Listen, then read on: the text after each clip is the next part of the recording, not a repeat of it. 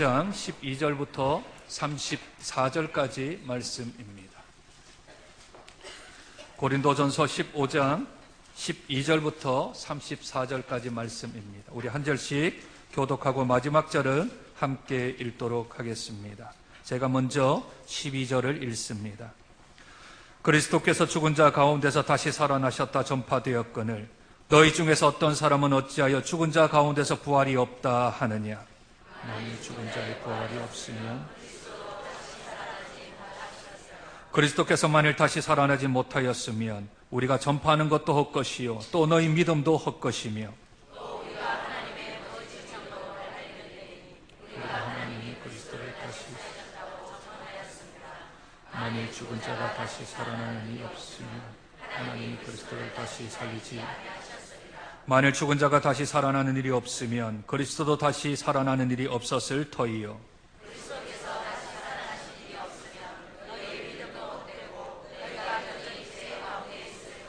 또한 그리스도 안에서 잠자는 자도 망하였으리니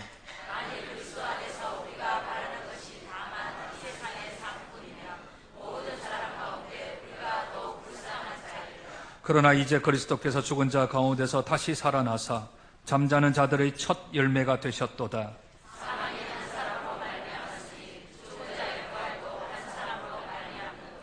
아담 안에서 모든 사람이 죽은 것 같이 그리스도 안에서 모든 사람이 삶을 얻으리라.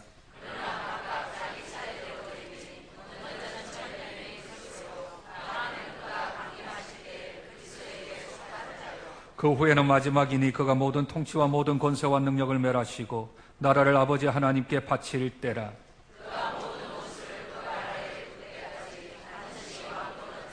맨 나중에 멸망받을 원수는 사망이니라.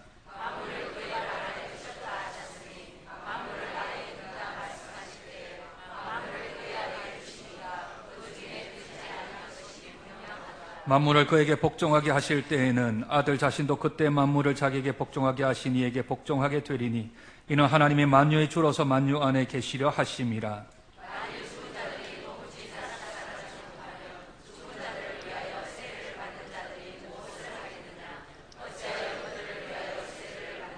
또 어찌하여 우리가 언제나 위험을 무릅쓰리요.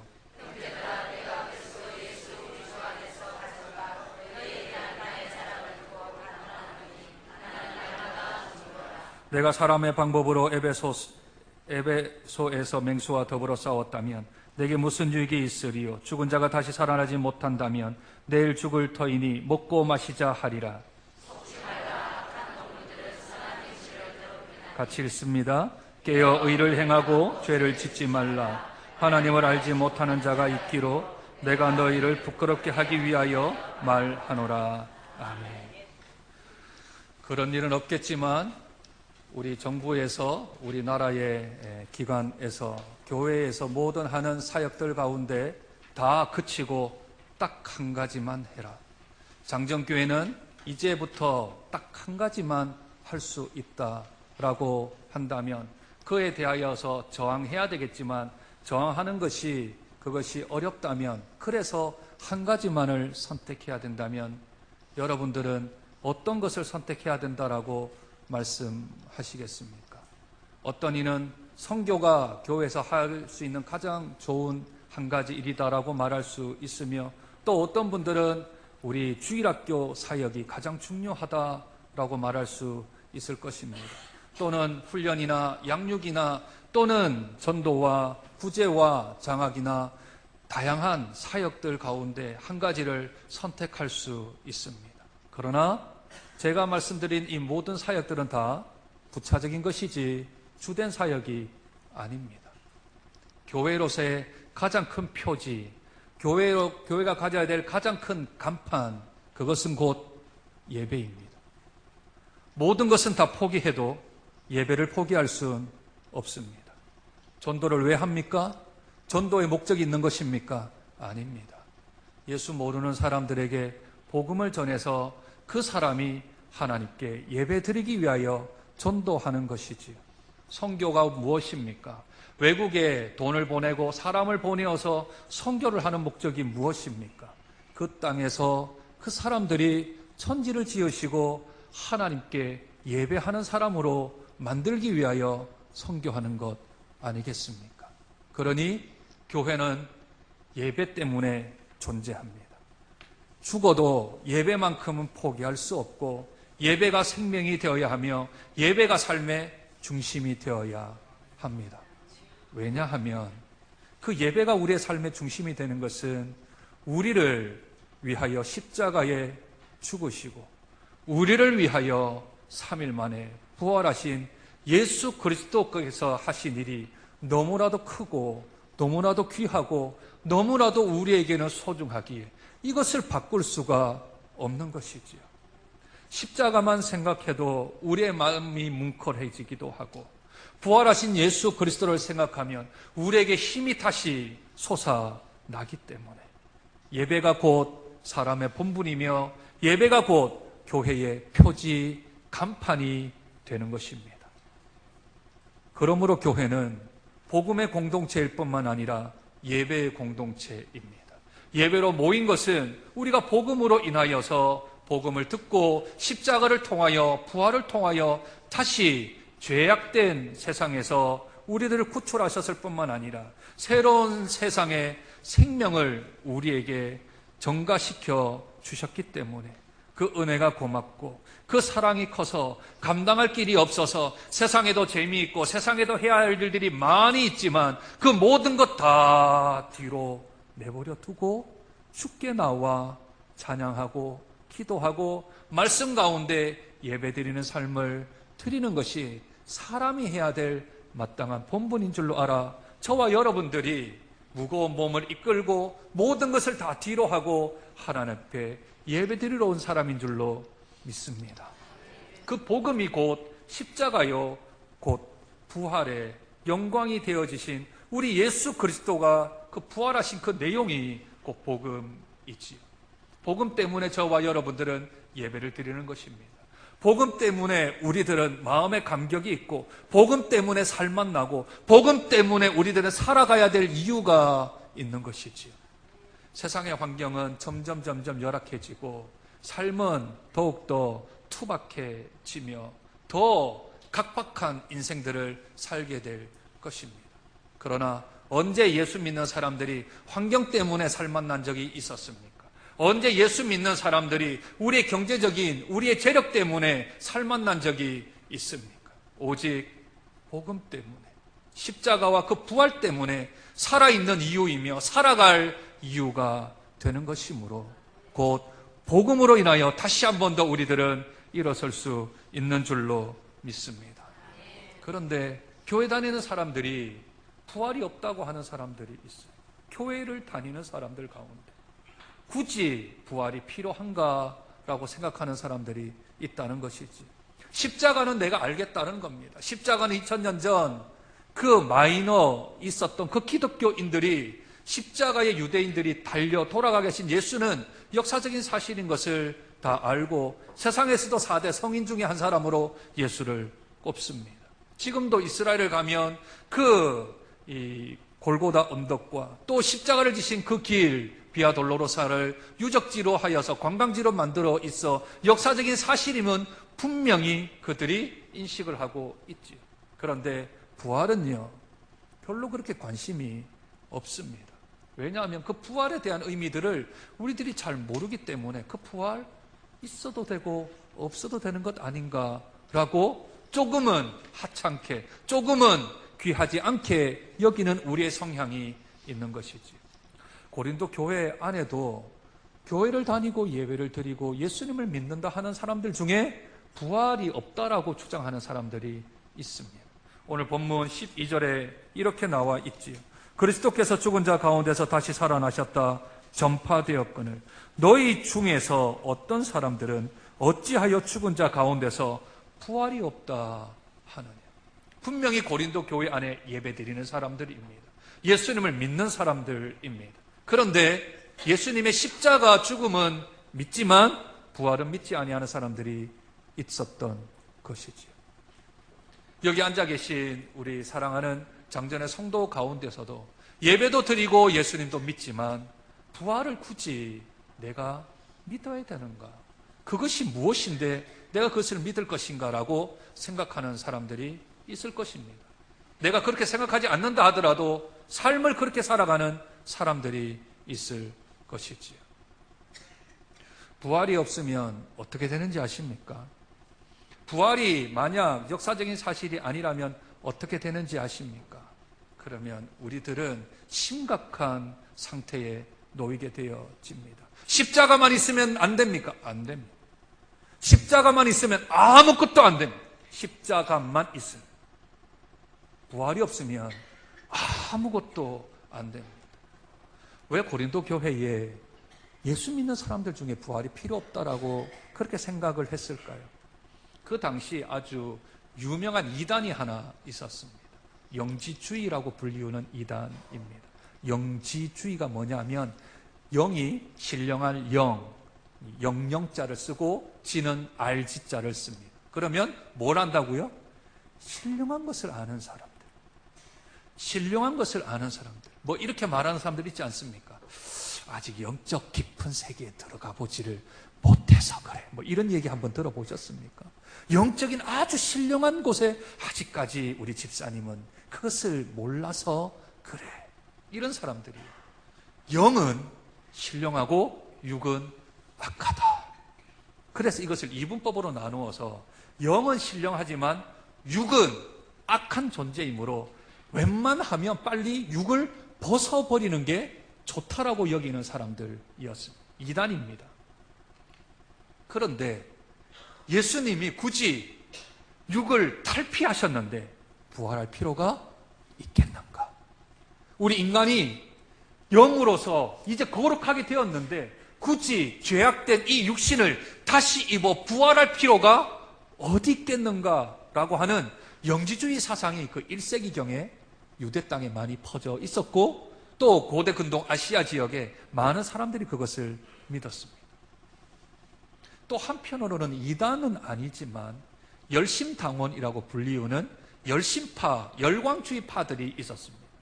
그 사람들이 가지고 있었던 생각은 무엇인가 하면 성화가 성령의 충만함이 그것이 다 아닌가? 우리가 영화로운 단계로 들어가서 우리가 열심을 다하여서 우리가 성령으로 충만하고 성령이 우리 안에 내재 안에 들어와 있어서 성화되어서 거룩한 몸을 입었는데 그런데 굳이 또 다시 부활할 필요가 있겠는가? 라고 하는 열심주의자, 열광주의자들이 그 당시에 사람들에게 많은 영향력을 끼치고 있었습니다.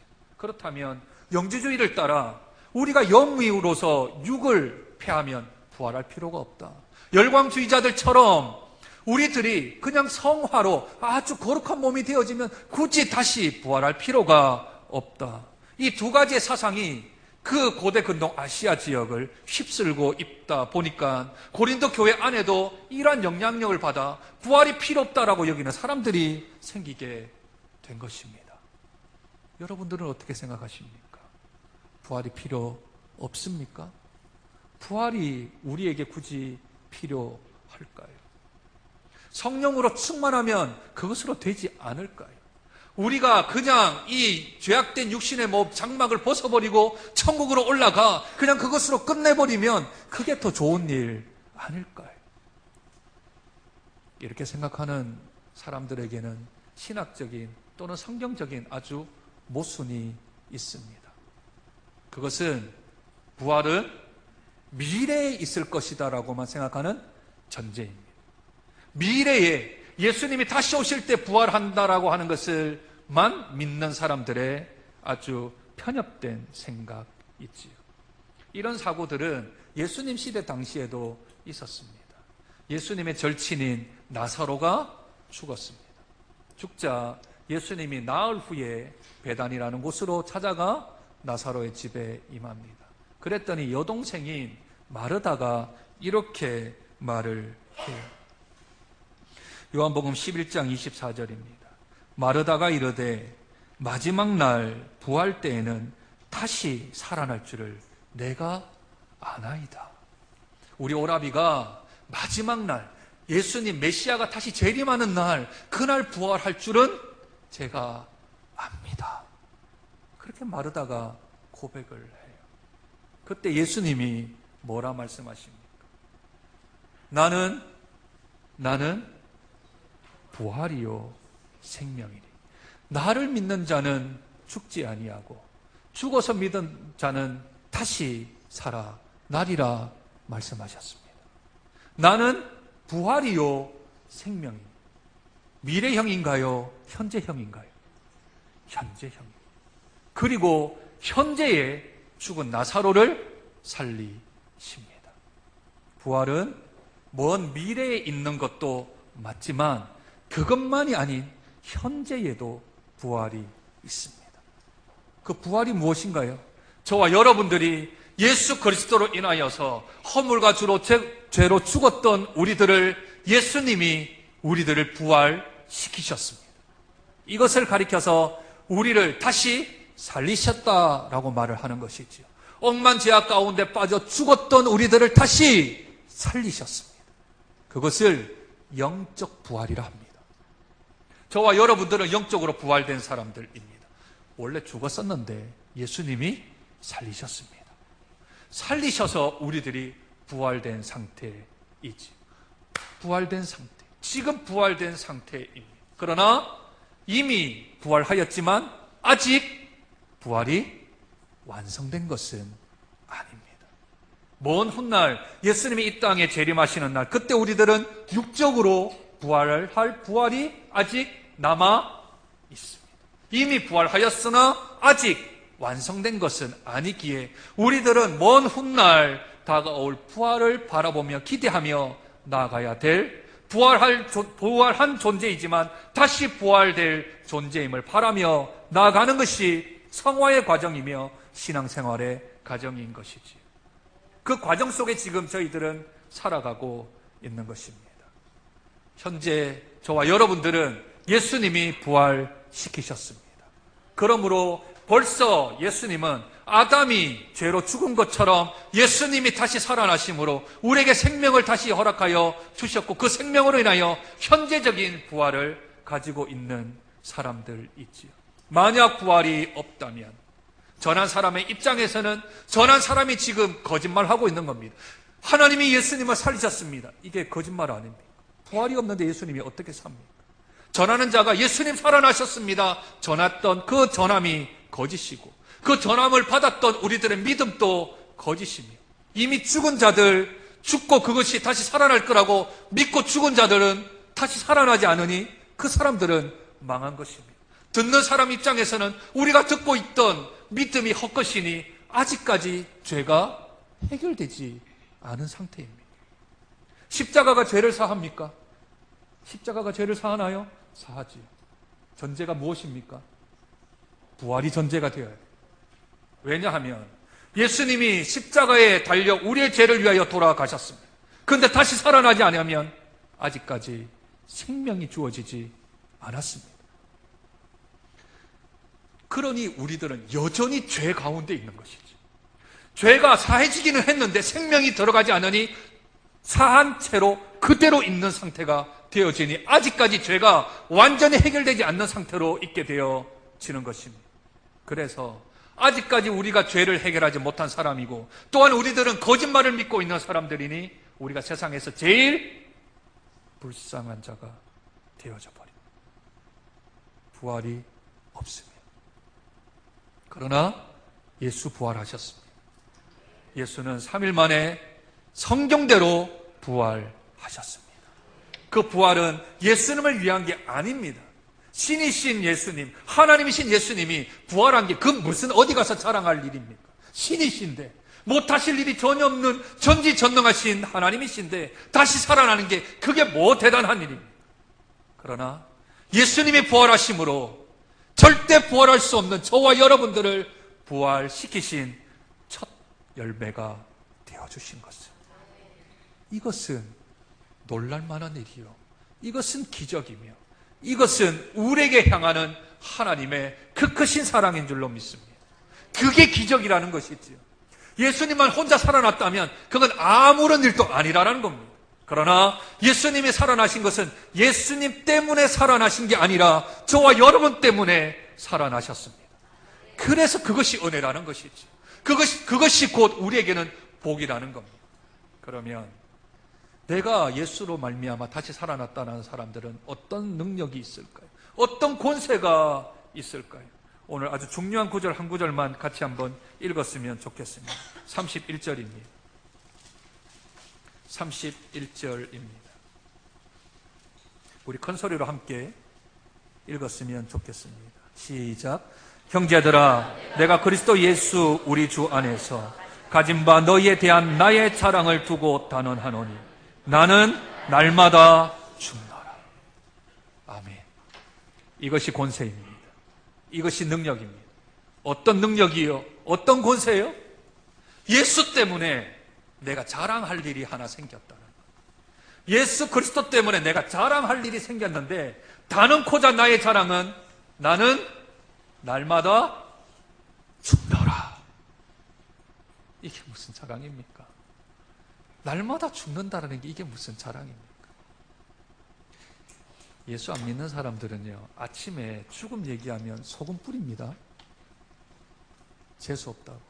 아침부터 재수 없게 죽음 얘기하고 그렇게 얘기한다. 경사를 맞은 사람들은, 세상에 사는 사람들은요, 상갓집에 안 갑니다. 죽음의 영이 자기한테 와서 경사가 망쳐질까 봐. 그러나 예수 믿는 사람들은 내일 결혼식이 있어도 오늘 상갓집에 갈 수 있습니다. 왜냐하면 사망 권세 깨뜨리신 분이 누구십니까? 예수 그리스도를 내가 믿는데 오늘 내가 상갓집 간다고 내일 결혼식이 망쳐지겠습니까? 절대 그럴 수 없죠.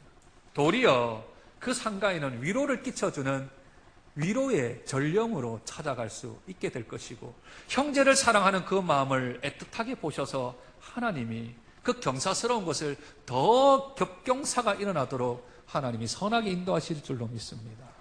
그 정도 능력이 있는 사람들 아니겠습니까? 그런데 오늘 사도 바울은 나는 날마다 죽는다 하는 것을 자랑한다 그랬습니다. 그럼 날마다 죽는다라는 것이 무엇일까요? 이 31절 앞뒤에 보면 날마다 죽는 것에 대한 예들을 하나씩을 말씀하고 있습니다. 30절, 또 어찌하여 우리가 언제나 위험을 무릅쓰리.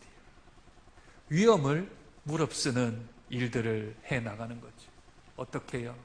40에 하나 감암매를 3번이나 맞고, 태장을 맞고 물에 던지우고, 광주리로 창밖으로 던지움을 당하기도 하고, 고난받고 핍박받고 매 맞고 죽을 뻔한 일들을 여러 가지나 당했던 그 위험이요. 이것을 통하여 나는 날마다 죽는다. 옛날에 예수 안 믿을 때, 옛날에 내가 사울로 살았을 때는 이게 자랑거리가 아니었습니다. 나의 자랑은 가말리엘 문화생이요, 바리새인 중에 바리새인이요, 히브리인 중에 히브리인이며 동시에 로마의 시민권을 가지고 있는 사람, 신분적으로 학벌적으로 또는 나의 출신이나 그 어떤 것도 세상에서 꾸릴 게 없었던 그것이 나의 자랑이었습니다. 그런데 예수 믿고 나니까 날마다 핍박받고 하나님 이름 때문에, 예수 이름 때문에 내가 고난받고 힘든 게 나의 자랑이 되어집니다. 왜냐하면 내가 죽을 사람이 아니라 부활한 사람이기 때문에 그렇습니다. 내 안에 생명이 꿈틀거리고 있는 것이지요. 저들이 나를 죽이려 하나, 저들이 나를 핍박하려 하나, 그렇다고 해서 내가 죽는 사람이 아니고, 저 사람들이 나를 업신여겨도 내가 업신여김을 당하는 사람이 아니고, 저 사람들이 나를 해코지해도 나는 비겁하거나 비굴하지 하는 사람이 아닌, 나는 날마다 죽지만, 그러나 죽지 않은 것은 나에게 생명이 있으므로. 세상은 나를 죽으라 하지만 하나님은 나를 날마다 살리시는 그 은혜가 바울에게 있는 거죠. 그러니 위험을 무릅쓰는 겁니다. 이전에는 내가 죽을까 싶어서 조바심을 냈고, 내가 해를 당할까 싶어서 한 발짝 뒤로 물러나 있었는데, 그런데 예수께서 나를 위하여 살리셨고, 예수께서 나를 위하여 부활하셨고, 나에게 그 생명을 나에게 주셨으므로 나는 이제 위험 따위는 내가 전혀 관계치 아니하는 생명을 가진 사람이 되었으니 내가 자랑하는 건 내가 오늘 죽었는데 하나님이 나를 또 다시 살리시고, 내가 내일 또 죽을 터인데 하나님은 나를 또 다시 살리실 것이고, 나는 글피에도 죽을 것이고 다음 주에도 죽을 것이고, 나는 날마다 죽는데, 그런데 나는 죽지 아니하고 하나님이 나를 또 살리시는 그 은혜를 매일매일 경험을 함으로, 지금 고린도 교회에게 내가 너희들한테 좀 자랑할 게 있는데 나는 날마다 죽는다. 나는 날마다 위험을 무릅쓴다. 나는 날마다 내 생명 내어놓는다. 그런데 내 생명을 세상이 가져가지 못하고 나의 형편을 세상이 움켜쥐지 못하는 것은, 나는 날마다 죽는데 어떻게 나는 날마다 살고 있는지, 그게 하나님의 크신 은혜요, 부활의 영광을 살아가는 내가 하나님께 받은 권세요, 능력이라 사도 바울은 지금 고백하고 있는 것이죠. 두 번째는 32절입니다. 내가 사람의 방법으로 에베소에서 맹수와 더불어 싸웠다면 내게 무슨 유익이 있으리요? 죽은 자가 다시 살아나지 못한다면 내일 죽을 터이니 먹고 마시자 하리라. 에베소에 있는 맹수가 누굽니까? 자기를 잡아 가두기 위하여 힘쓰고 있었던 유대인들 아니겠습니까? 그런데 그 사람들은 사람의 방법을 자꾸 써서 자기를 옥에 가두기도 하고 재판에 넘기기도 하고 죽이려고 그렇게 눈에 불을 켜고 덤볐지만, 그러나 그들은 결코 승리할 수 없었습니다. 그러나 사도 바울은 그들과 싸우지 않기로 결정한 거죠. 사람의 방법으로 에베소에 있는 맹수들과 함께 싸우지 않기로 결정한 겁니다. 그게 뭘까요? 나는 날마다 죽기 때문에. 싸울 대상은 저들이 아니라 공중권세 잡은 자들과 나는 싸워야 하기 때문에 저들과는 싸우지 않겠다. 그들을 양보하고 그들에게 한 발짝 물러서고 싸우지 않겠다. 사람의 방법으로 나는 싸우지 않고 그들에게 나는 복음만 전하겠다.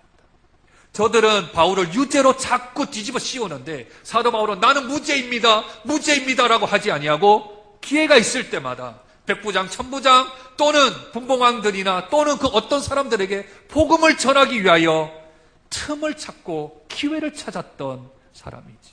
저들을 도리어 공격하지 아니하고 복음을 그들에게 전하기 위하여 애써 힘써 부형들이여 들어라.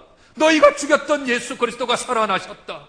그래서 나도 이전에는 기독교인들 잡아다니는 사람들이었는데 이제는 내가 바뀌었다 하며 그들에게 복음을 전했던 사람이 사도 바울 아니겠습니까? 이것이 현재적 부활, 나는 부활한 사람들이다 하는 사람이 나는 날마다 죽을 수 있는 능력이 있는 줄로 믿습니다. 그 능력이 내가 부활하였다면, 내가 부활이 현재적으로 나에게 임하였다면 나는 자랑할 게 날마다 나는 죽는다라고 고백하는 저와 여러분 되시기를 축복합니다. 또 하나의 더 능력이 있습니다. 이 부활은 현재적 부활이기도 하지만 미래형 부활이기도 합니다. 오늘 본문 한번 보실까요? 24절. 그 후에는 마지막이니 그가 모든 통치와 모든 권세와 능력을 멸하시고 나라를 아버지 하나님께 바칠 때라. 마지막 때가 있다는 겁니다. 마지막 때가 있는데 그 마지막 때 일어날 일이 무엇인가 하면 26절입니다. 같이 한번 읽으실까요? 시작. 맨 나중에 멸망받을 원수는 뭐라고요? 멸망받을 원수가 누구라고요? 대상이 사람입니까? 영들입니까? 아니요. 뭐라고요? 사망이 최종적인 원수라고. 이 말은 예수님이 마지막 날 재림하면 뭐가 없어진다고요? 사망이 없어진다. 더 이상 이 땅에 사망이 없어요. 예수님이 오시면 공중권세 잡은 자들과 사탄들은 다 불못으로 떨어질 것이며 천국 왕국의 영원한 삶이 주어짐으로 더 이상 뭐가 없다고요? 사망이 없다. 죽음이라는 게 없다고요. 생명에게 사망이 삼킨바 되어서 더 이상 사망이 없는 세상이 온다고. 영원토록 살아가야 돼요. 그날이 저와 여러분 앞에 닥쳐온다고. 그날을 알고 있는 사람, 그 마지막 때 사망이 없어지고 죽음이라는 게 없어지는 것을 알고 있는 사람은 어떤 능력이 있냐 하면 오늘 본문 33절, 34절입니다. 속지 않습니다. 뭘 속지 않는다랄까요? 야, 내일 없어.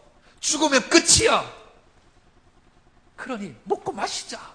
내 좋을 대로 살자. 오늘 내 좋을 대로 살자. 내가 하고 싶은 대로 다 하자. 야, 세상 뭐 인생 뭐 있나? 좋은 게 좋은 거지. 그 말에 속지 말라는 겁니다. 왜요? 영원한 삶이 있거든요. 예수 그리스도가 이 땅에 오시면 영원한 삶이 있는데 세상 사람들은 야 죽어 봐야 알지. 그게 뭐. 먹자, 마시자, 우리가 하고 싶은 대로 다 행하자 라고 우리를 속인다는 거예요. 그러나 내가 미래의 부활이 있는 사람은 거기에 속지 않습니다. 그 능력이 있다는 것이죠. 두 번째, 악한 동무들은 선한 행실을 더럽힙니다. 옆에 있는 악한 친구들, 세상에 있는 친구들은 우리를 선한 행실에서 더럽히려고 눈을 부릅쓰고 우리를 어떻게 하면 그 진흙탕에 들어가서 같이 살 수 있도록 만들어서, 야, 너도 묻었잖아, 나도 묻었지, 같이 하자, 이렇게 자꾸 우리들을 거기에 끌어넣으려고 하는 그러한 세상의 핍박이 있습니다. 그때 어떻게 하라고요? 깨어있으라. 정신 똑바로 차리라. 뭐라고 말해요? 아, 그래, 마셔라. 나는 안 마신다. 그런데 나는 안 마셔도 진실을 말할 수 있고 속에 있는 말 할 수 있다. 괜찮아. 너는 취한 대로 말하고 나는 안 취한 대로 말하자 하고 진실적인 이야기들을 나눌 수 있어야 하겠죠. 정신 똑바로 차리라는 겁니다. 아니면 그냥 넘어간다라는 것이죠. 뿐만 아니라 의를 행하라 합니다. 의는 말씀대로 행하라고 바꾸어오면 됩니다.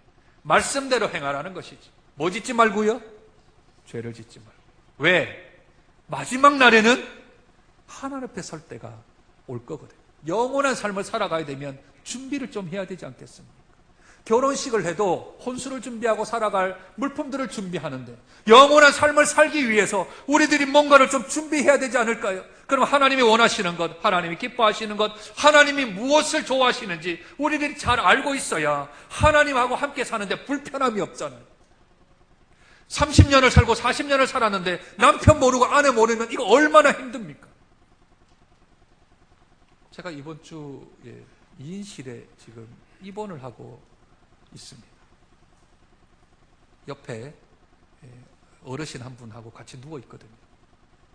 그 어르신하고 며칠을 있었는데 호구조사가 다 끝났어요. 자녀분이 몇 분이시고 손자분이 뭐 하고, 제가 막내 따님의 손자는 지금 야구를 하고 있거든요. 어제 야구 시합 나간다 그래서 제가 그러면 어떻게 하라고 제가 코치도 좀 해줬습니다. 호구조사 다 끝났습니다. 저희 호구조사도 그 집에서 다 끝났습니다. 목사님이라고 부릅니다. 감당할 길이 없어가지고 누워있는 자세도 아주 정숙하게 누워있어야 되고, 이거 쉽지가 않습니다. 그 전까지는 이 젊은이 세대 그렇게 불렀거든요. 근데 목사인 줄 알고 이제 목사님 사모님이라 부르니까 말 하나 행동 하나, 화장실 갈 때도 걸음걸이를 어떻게 걸어가야 되나 이렇게 생각을 하고. 그러니까 서로 간에 호구조사가 다 끝나니까 편해졌어요. 어르신도 그렇고. 오늘 제가 설교하러 간다니까 따뜻하게 커피 한 잔을 잘 끓이셔서 목이라도 한 축이고 가시라고 그 커피를 또 끓여 주시더라고요. 이제 편해요. 어르신하고 편해요. 그 어르신 아내분하고도 편해요. 서로 간에. 그리고는 우리 성도님들이 오셨을 때는 TV도 꺼주시고, 기도할 때는 이 말도 안 하시고 이렇게 보조를 맞춰 주세요. 서로 간에 아니까 병실에 2명 있는데 얼마나 편한지 몰라요. 근데 서로 모른다고 생각해 보세요. 불 좀 꺼! TV 좀 끄지? 안 꺼? 잠이 안 오는데요. 서로 안 맞으면, 한 방에 있는데 안 맞으면 이거 얼마나 힘들까요? 그런데 병원이야 일주일 상관입니다. 그러나 영원토록 하나님과 살아야 됩니다. 부활의 날이 있고 영원토록 하나님과 살아야 됩니다. 하나님 뭐 기뻐하시는지, 하나님 뭐 좋아하시는지, 하나님 어떤 거 하시면 하나님이 좋아하시는지 좀 알아야 되지 않을까요? 그것이 곧 의를 행하고 죄를 안 짓는 일이랍니다. 그래야 하나님이 그를 기뻐하신다 합니다. 하나님을 알지 못하는 자가 있다 합니다. 고린도 교회. 하나님을 알지 못하는 자가 있으면 이거 참 힘든 일입니다. 이 땅에서는 좀 괜찮아요. 그러나 우리가 부활한 상태로 주님을 모르면 이거 심각해져요. 그래서 사도 바울이 마지막 절에 내가 너희를 부끄럽게 하기 위하여 지금 이 말을 한다. 하나님 좀 알아라. 하나님 좀 알아야지. 예수님 좀 알아야지. 너 뭐하냐 지금. 부활했는데, 부활을 믿는데 의를 행하지 아니하고 죄를 짓고, 자기 좀 참지 못하고, 날마다 죽지도 못하고, 어떻게 하면 이길까? 어떻게 하면 이 세상에서 더 먹을 것, 더 마실 것, 더 가질 것, 더 내 손에 잡을 것 같고 애를 쓰고 힘쓰는, 야, 너 정말 하나님 알긴 아냐? 너희들을 부끄럽게 하기 위하여서 사도 바울이 부활에 관하여 증언합니다. 저와 여러분들은 영지주의자가 아닙니다. 저와 여러분들은 열광주의자들이 아닙니다. 부활을 믿는 사람들. 부활을 믿으면 하나님이 권세를 주십니다. 부활을 믿으면 우리들이 영원한 생명을 하나님이 보장해 주십니다.